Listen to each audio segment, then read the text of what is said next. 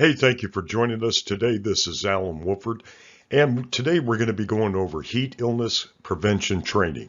As we're getting out of the springtime and entering into the summertime, heat illnesses and heat-related fatalities can potentially be on the rise without adequate training. You know, a lot of people consider that sweating and, just rehydrating is all that they need to remember, but there's other signs, symptoms, and events that you need to keep an eye for, especially as a lot of workers are getting back out into the field since the pandemic, and heat has become a major issue. So the agenda for today's training, as you're watching the video, is why safety matters. Heat illness, what to look for. Heat stroke, what to look for. Tips on preventing heat illnesses and heat-related strokes, and then a test on the knowledge to see if what you learned today will help you not only in the workplace with your employees, your coworkers, and the supporting role, or while you're out on vacation, simply working around the house or doing things with your family and friends. OSHA came out last year on April 8th in 2022 with a national emphasis program on outdoor and indoor heat-related hazards. Through the years, OSHA and other agencies have documented different types of injuries, fatalities, and incidents related to different types of hazards in the workplace. They've noticed over the past few years that heat-related hazards have increased. Everybody thinks that working indoors is great because you're separated from direct sunshine, but you have to think about those in manufacturing facilities that may have smelting, welding operations, other things that generate heat or high humidity. And so OSHA, through the NEP, is working with businesses to help educate and inform them that once this hazard is known, that they need to take action. So why heat safety matters. With this, let's begin. Every day in the United States, 11 workers are seriously injured or die from heat stress. Now, a lot of people think, oh, that's nothing that we've heard of before. How is this a big thing? Well, based on a 30-year average from 1986 to 2015 alone, the number of weather fatalities breaks down like this. Heat-related fatalities, 130. Flooding-related fatalities, 81. Tornadoes, 70. And then, people again don't think of additionally lightning, construction workers, people exposed outside, 48 fatalities, and hurricanes are 46. So when we look at it, whether it does have an impact on workers, employees, or others that are outside.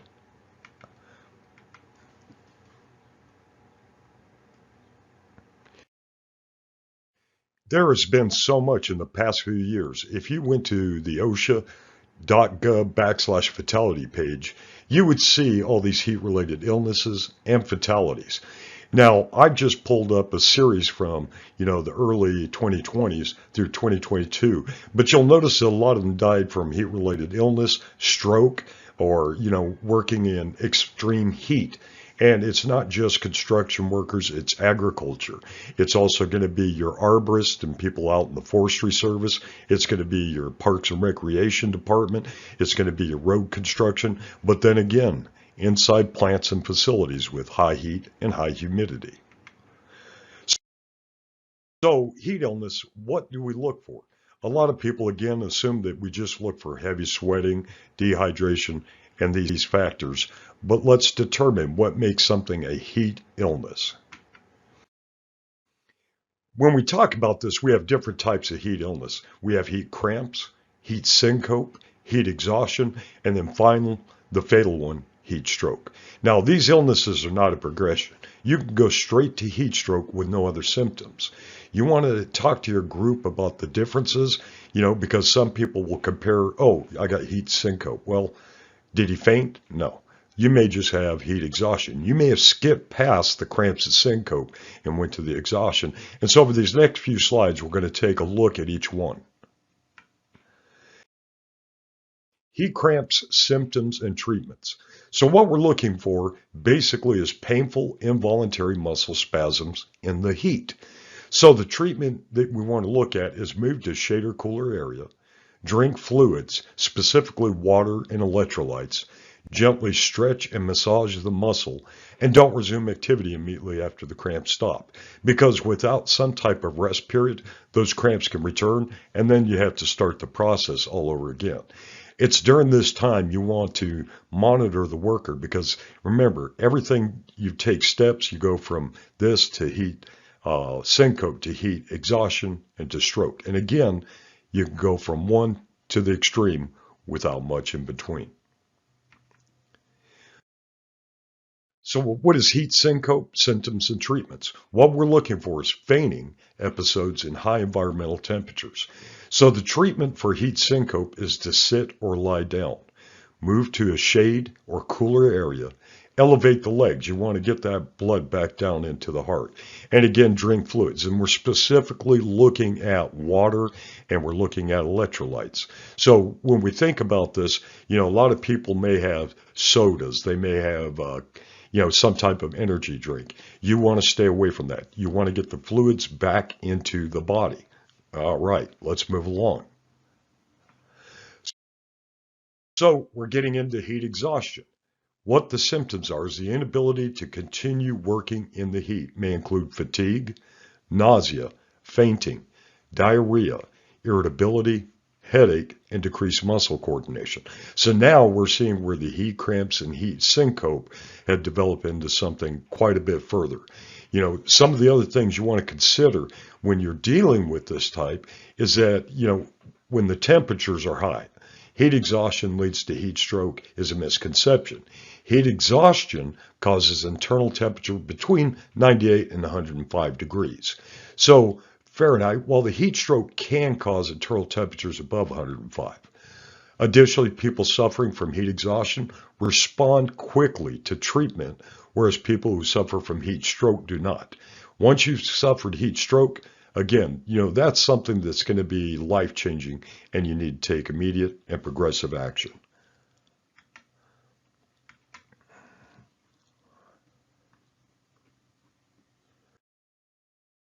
Heat exhaustion treatments include moving to shade cooler area, removal of excess clothing. So as you see in this photo of a construction worker, he's taken the top off, may have taken off his high-vis clothing that he wore on top of that. You can elevate the legs again to get the pulling of the blood more towards your torso where the heart is. Drinking fluids, and cool the worker down with compresses like cold towels or sponges to lower the body temperature. So one thing you can do, if you look in his left hand, he's got a bottle of water. Where the water may be at an ambient or tepid temperature, he can place that against his neck, under his arms, or in his groin area, so he's hitting the major arteries and blood vessels. So you're thinking of like an outside coolant system. As the blood pumps through, it's going by this cooler thing, which is, cooler than the outside air. So to give you an idea of what heat exhaustion is doing, think about, as Aaron Sullivan, who is a safety consultant intern, said, think of making gravy. So you have a pan, you're pouring in milk, the grease, flour, salt, pepper. So right now it's kind of thinned out. That's before you start to get heat exhaustion. But as your body heats up to that, 95 to 105 degrees, it starts boiling and it starts steaming off a lot of those fluids. So it's getting thicker.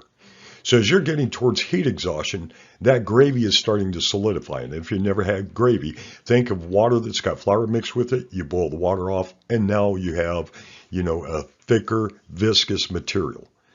So to put this even into more of a visual for you, if you take a rag and you pour water directly onto it, it's going to go straight through the rag and onto your hand. So you can squeeze that rag and the water will pour out. So that is your blood before you're getting heat exhaustion, and it's flowing through your body. It's getting to your liver, your kidney, your heart, your brain. Now, as you get towards heat exhaustion, where you've been cooking and everything's condensed, you take that same rag into your hand, you pour the gravy, it's not flowing through. It's thick. Most of its moisture content is gone. So if you squeeze it, you may get a little bit, but think of the pressure it takes to get that little bit of moisture to squeeze out of it and into your hand. That's what your heart is doing, trying to move the blood throughout your body. So what are some of the common causes of heat illnesses leading up to heat exhaustion and then potentially leading into heat stroke? Well, look at the three scenarios. In the first one, we have direct exposure to the environment. So we have high temperatures. And then within the high temperatures, if you look at the individual, he's got long sleeves and he's got a vest and things like that. So that may help build it up a little bit. But if you look at old movies, or if you've been in the military, you've seen desert environments, you'll see Arabs and others, they cover the body, right, to prevent damage to the skin from the sun, to help keep the body cool because it's not got direct exposure to the sun. So high temperatures and being into it, you can build into that through acclimatization. So our second thing is, look at the worker now. With this worker, he is doing strenuous activity. So during the summertime, what a lot of companies have taken into consideration is the heavier workloads will be done during the cooler parts of the day because they're exerting energy, they're exerting muscle mass, they're having to move, and it's easier to do that because as we go through the day and we're exposed to those high temperatures start to develop a lot of times, depending on your location, at 10 in the morning and continue until 2 to 3 in the afternoon, right? Because that's where the sun is almost directly over individuals, again, depending on your geographic location and where you're at. So again, a lot of companies at that time will start the strenuous activity first part of the day, lighter workload during the hottest part of the day, and towards the end, pick up the tempo again. All right. So lastly, let's look at a common cause of heat illness, and that is dehydration. We see this a lot both in plants and in construction because as employees have breaks every 2.5 hours, the fact of trying to consume enough water in a hot environment, they may not sweat everything out as they become acclimated, so they're going to have more frequent breaks for urination. So a lot of people will dehydrate in order not to have to leave their immediate work areas and have to handle using the bathroom. So it's a self-imposed thing. So what a lot of companies have done as we're getting into the summertime is they impose a rehydration thing every hour. So what we're doing is we're keeping that gravy from developing. What if we're sweating profusely, sweating, as we're getting acclimated, and trying to prevent that from happening, because we don't want to be pushing gravy leading us into heat exhaustion and, God forbid, into a heat stroke. All right, so we've talked about heat cramps with the cramping in the legs. You just want to hydrate. You want to rub those cramps out. You want to start relaxing a little bit till the cramps are gone, then get re-engaged. We talked about heat syncope. At this point, you want to elevate your legs. You definitely want to try and stay and cool down. Same thing, you want to hydrate and get those electrolytes. So let's look at heat stroke and what to look for. Heat stroke is your body's inability to regulate its core temperature, causing it to overheat.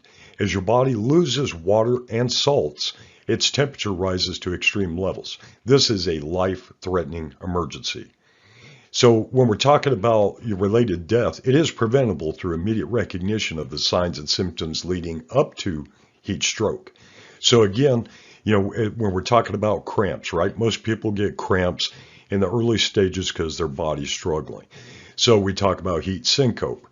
So when we're talking about retaining some of this water, you want to have your salts and your electrolytes to prevent you from getting up to this location, because your salts and the electrolytes will help maintain a lot of that water in your body. So instead of having gravy, you may have just like a light slush, right? So it is thickening, but it's not so much where it can cause damage to the brain, the heart, the kidney, and the liver.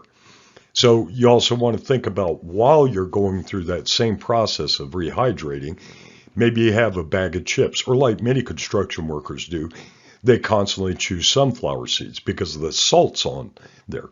So with those salts, it does help them. It does help to retain the water, but you may not be able to do that in some environments.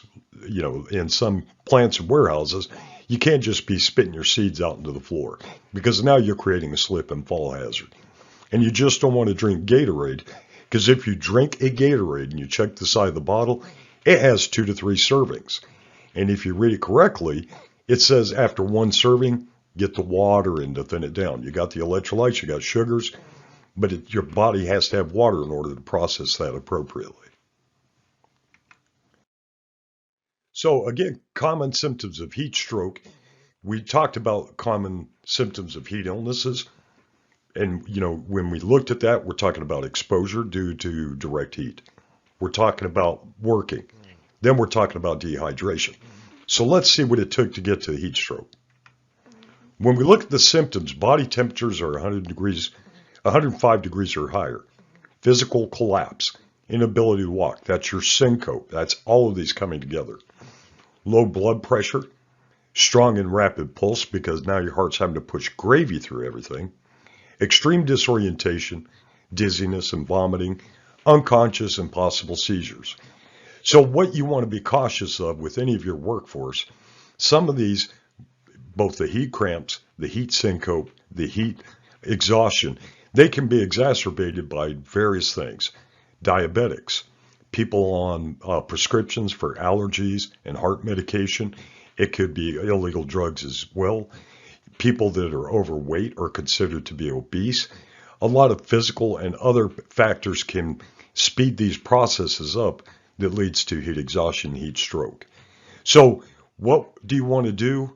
As we did with, again, just to reiterate this and get it into your mindset, with heat cramps, stop, rub, aggressively, hydrate to prevent that, thickening of the blood and going into that next level of heat syncope. So get into a shaded area, a cool off area. Some of our clients will have their vehicles outside, like HVAC, plumbing, things like that, cables. Well, they go in, they sit in the vehicle, cool that off, help break it down, right? For construction workers, they'll go to the shade, put the bottles of water adjacent to their neck, under their arms, or in the groins. So think about in your work area, in your work environment, if you've got the heat cramps and heat syncope, to prevent you from going into that, heat exhaustion and then potentially into heat stroke, what do you have available? Can you get immersion? Is there a shower to cool you off? Can you remove clothing? If you work outside, try to stop wearing dark clothing, which absorbs heat from the sunlight. Wear light color clothing. So look around you and determine what's going to prevent you from getting to these 6 symptoms of a heat stroke. So heat stroke treatment requires immediate medical attention. All right. No amount of water that you're going to give them is going to help out. So you want to look at the condition of heat stroke, right? Dry skin, they stop sweating, high temperatures. So some of the things you can do while you're waiting for EMS to get there is cold water immersion, trying to cool the body off. So some people are like, how am I supposed to do that? I'm out on a construction site. I'm doing this. I'm doing that. So you get into a shaded area. Do not pour ice water. Do not pour, freaking cold water onto them. You don't want to already put them into additional shock because now you're going from an extreme high temperature to a low one. So if you had cooler tepid water, if you have an emergency eye wash station that has an adjacent shower, again, remove as much clothing as possible, being careful to preserve that person's privacy, by not stripping them down completely naked. But having that warmer water, it's not going to be super cold, but that will help get that immersion going while EMS is coming out. Because now we're going to need IV fluids. They're going to have to treat for shock, potential damage to organs. So when somebody gets that heat stroke phase, that's when you need to call 911. Keep an eye out for each other. They possibly bypass the heat cramps. They possibly bypass the syncope because you didn't know what you were actually looking at, and may have passed that heat exhaustion. with heat stroke, again, call 911 and immediately begin treatment that you can do to reduce the heat on that body. So tips on preventing. Let's talk again. We talked about moving from one section to another, but is it always preventable? No. There will be times when you miss and are not able to do things because that person's out of your line of sight or they're a lone worker. So think about how you want them to prevent it if supervision and management is not available. So when possible, you want to avoid heavy exertion during extreme heat periods, all right? Because if they're getting exerted, they haven't eaten bananas or chips with potassium, they may get heat cramps, and they're generating other issues. You want to look at extreme heat, direct sun exposure, which is going to happen, especially in some industries like agriculture, landscaping, hardscaping, things where they have to be out in the environment, and high humidity when possible. When you can't avoid these factors, be sure to take preventive steps. Again, look what's around you, look what's available. When we're talking about the first image, heat hygiene, educate your people, know what the weather's going to be, plan your work accordingly, and as they acclimate and get accustomed to the high heat, high humidity, you can plan around that. The heat hygiene also means having pre-positioned water, pre-positioned cooling points, even if it's just an umbrella, and you have umbrellas on site, pass around so they can pull their shade with them. I've known many scaffold workers and guys working in aerials, they'll take an umbrella above them, and that helps block that direct exposure to sunlight. You also want to have a plan for hydration. Again, on many sites that I've been to, depending on the facility, the safety or people from the maintenance department, people from the housekeeping division will go around to hydration stations, stop with workers and say, hey, here you go. You also want to look at while this is going on, you're prepping your heat hygiene and hydration periods, that you get them acclimated. When possible, like I said, if you're outdoors, wear lighter clothing. Some companies, instead of having the guys wear high vis, depending on if they're working in traffic, that's a whole different deal. But in construction and agriculture, wearing light colored clothes. So it's getting the body acclimated to it. The next one is environmental monitoring. So you've got to think about people in different trades have to have different types of clothing.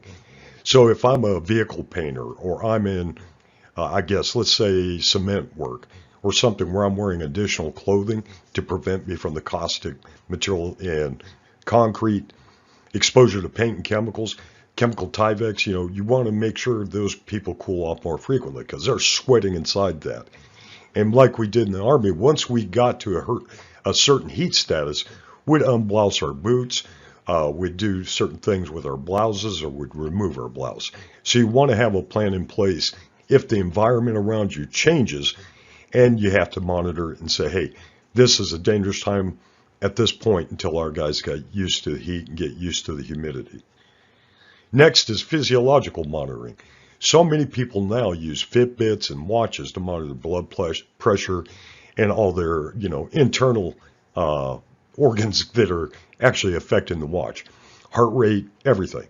So physiological monitoring is a plus, but can it be done on all sites? Not really.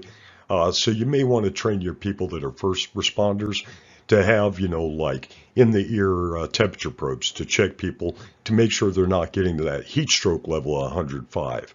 If they're getting into the heat exhaustion level, 98 to 105, you have the ability to stop them from progressing into that next potentially dangerous level. Body cooling stations, again, something you could think about if you have a construction site, getting vans out there, getting these containers just with fans, getting that airflow, having water stations inside, having people to check themselves out. Then the next level is emergency preparations. Are you prepared? Is your company prepared? And if you're a lone worker, do you have the material you'll need if you start to notice or start to go through these heat illnesses and these heat things? So again, you want to make sure if you're the manager, you're the supervisor, what will you do? Look around you. Look around your office. Look around your environment, your warehouse. What are you going to do if somebody falls out? Who are you going to call? What is your plan? And are you prepared to engage on it? Do you have cooling packs? Especially for you lone workers, for those of you that have to work in construction elevated, you got those chemical ice packs. You pop it, like we said, place it adjacent to your neck, under your pits, into your groin to help cool you down and bring you down. And then that brings us lastly to the cooling PPE. There's all manners of towels and things you can get at Walmart and other locations. You dip it in water, you wrap it, and it stays cool. And because you wrap it around your neck, where it's going against your jugular and the base, that helps to cool you down. Keep that head from just getting too high, right? And some companies, if they're not exposed to electrical hazards and can take off the EG hard-rated hats and give them something with ventilation. So again, look at your environment. What changes can you do? How can you train your personnel? Hey, this is what you're looking for heat cramps. This is what you're looking for heat syncope, heat exhaustion. Let's keep an eye out for everyone. So again, with preventative tips, we planned, we prepared our site, we communicated the urgency to the workers around us, and now we're engaging them, right? So the first way is heat acclimatization when we're engaging. Getting your body ready for the heat by improving your heat tolerance. Now, to give you an idea how this worked, when I was working in Alaska, before I come back to the lower 48, we're in some very cold weather up there, especially in the winter. Summertime is not bad. But in the winter, we can have some minus temps. So if I was coming back to the lower 48 and it was 40s and 50s, that's still a significant heat change. So to prepare my body for the variations in heat, I would sit in the sauna or the steam room to force my body or to retrain it in order to be around hot areas. So I would start profusely sweating, and then to get that muscle memory, after an hour of exposure, I'd step out, I'd drink some water, and I didn't do an hour at a time. I built up to that because my experience in the military, living in the South, living in the desert, when I was at Fort Bliss in Texas and other things, I had that training. So that's what you have to do now is train your people to train their bodies and build up. Now, you also, by doing this, reduce heart rate, increase sweat and blood flow, which is less stress on the body. And again, creates less strain on internal organs. The only thing I would have these construction guys do, like I said, if you don't have cool down tents, things like that, as you can see that they've got light colored clothing, they've got, a vest on because it's construction, but they got short sleeves with 4 inches on them. They're sitting down, remove those hard hats to get the heat off the head, but I would have had umbrellas or something to cover that body to prevent that direct exposure. So again, look at your environment. How do you prepare yourself, your employees, and your teammates from going into a heat stroke? All right. So when we're looking at ourselves, you want to look at your urine. Now, in some cases, you can't. Some construction sites where they're using porta pots, it's hard to determine that. So there's another tip after this, and we'll go into that in just a second. So let's say you're urinating, and, other than diabetics, who will show a honey to cloudy, darker yellow because of their sugar, this is what you're looking throughout the day. Normal hydration is a pale or clear color, okay? Honey yellow is rehydrate soon. Cloudy, darker yellow, body needs hydration, and orange yellow is severely dehydrated. If you have orange yellow, it's affecting your kidneys. It's affecting your bladder. That's significant. You need some electrolytes. You need some salts. So in some of the sites I've been to, once you've cleared out of the bathroom, and this was on construction, because you dehydrated at a high volume at that time, once you wash your hands and sanitize, you had to drink water on your way out with electrolytes. Yeah, you had to consume, if you imagine holding in your left hand a styrofoam coffee cup, you had to consume that much water before you left the area because you displaced some of the fluids that you held in your body. So if you can't see the color on a construction site due to a porta pot, hey, we're looking out for you one way or another. Now, let's get into if you can't see your urine because of you used a porta pot or you just peed off the porch like some people do. Don't do that in an open setting, but hey, we know it happens. So what we're going to look at for those that can't determine their urine color, it's called a capillary refill test. So this is a very, very simple test. What you want to do is take your fingernail or your thumbnail and press on it for 5 seconds. Once you release it, you see how much or how quickly the blood flow goes back under the bed of your nail. And if you look at dehydration, if greater than 3 seconds. Okay, so if it takes, you press down on your thumbnail bed, right? You push the blood out of the capillaries, you release it. If under 2 to 3 seconds, you're good. If it's 4 to 5 seconds, yeah, you're getting dehydrated. The longer it takes for your thumbnail to get filled back up with the blood, the worse off you are. Because remember, now you're turning into gravy. You steamed off all the fluids inside your body that's helping you, that's going to prevent you from the cramps, the syncope, the heat exhaustion, and it's getting up there. So some people will tell you, if you hold out your hand and between your thumb and forefinger, pinch it and release it, it should go back down. In a lot of cases that works. But some people who work with their hands where they have thicker skin, they're dried and stuff, it may take a few seconds, but the same rule applies. If it's staying up and you're not sure it's just your skin, you didn't use moisturizer this morning, hydrate, hydrate, hydrate. Remember that. All right. So again, we went through the whole process and it's just basic, okay?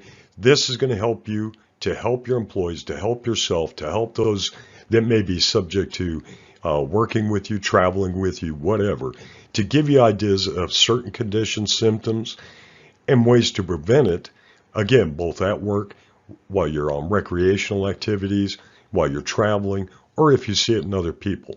So let's see how much you retained.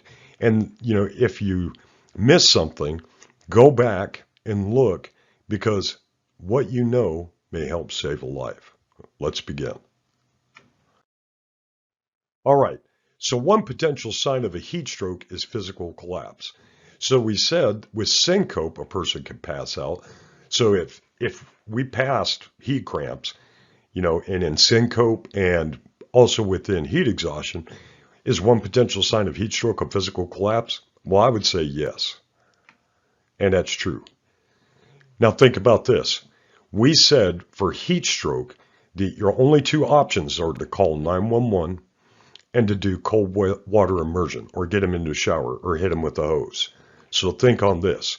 Heat stroke is serious, but it's not always a medical emergency. True or false? Well, if your first step is to call 911, then that's going to be a false statement. Next, when a worker is suffering from heat syncope, okay, have them lie down, give them cool water, and elevate their legs. Well, since we said with heat cramps to sit, rub, hydrate, then, keep them down for a while. Just because the cramps have stopped don't mean to put them back. And then our next thing, our first physical thing was to elevate their legs. Then this must be a true statement. And it is. All right, last one. If you suspect someone is suffering from heat cramps, elevate their legs. Well, since we just talked about syncope being the first time to use physical outside of rubbing, we're going to say that this is false. And it is. So again, when you're looking at these things, it seems like, okay, that's something, and I knew it. But the reason these questions are on here, people didn't think physical collapse was always a sign of a stroke. They thought it was syncope, or they were exhausted, or drunk. Then when the heat stroke is a potential because they passed out, their skin was dry instead of sweating, they forgot to call 911. So anytime you don't know, take the most advanced protocol available. Get help, because you're going to be the one to save their life. Well, thank you for watching. If you have any questions, if you'd like more information, you can either go online and study, whether it's through the American Red Cross or some other first aid program, or you can email me at alan@mindingaconstantmotion.com or text or call me at 910-431-6437. I'd like to thank the people at Maggot Glove for putting this and many other great safety presentations together. if you would like to have your own copy of this program, but without the modifications we made to, go in and train a variety of people and conditions, go to maggotglove.com, go to their safety section, look at what's going to be attributable to you, to your site, and to your needs. Thank you for listening. Thank you for watching. And again, please reach out with any questions.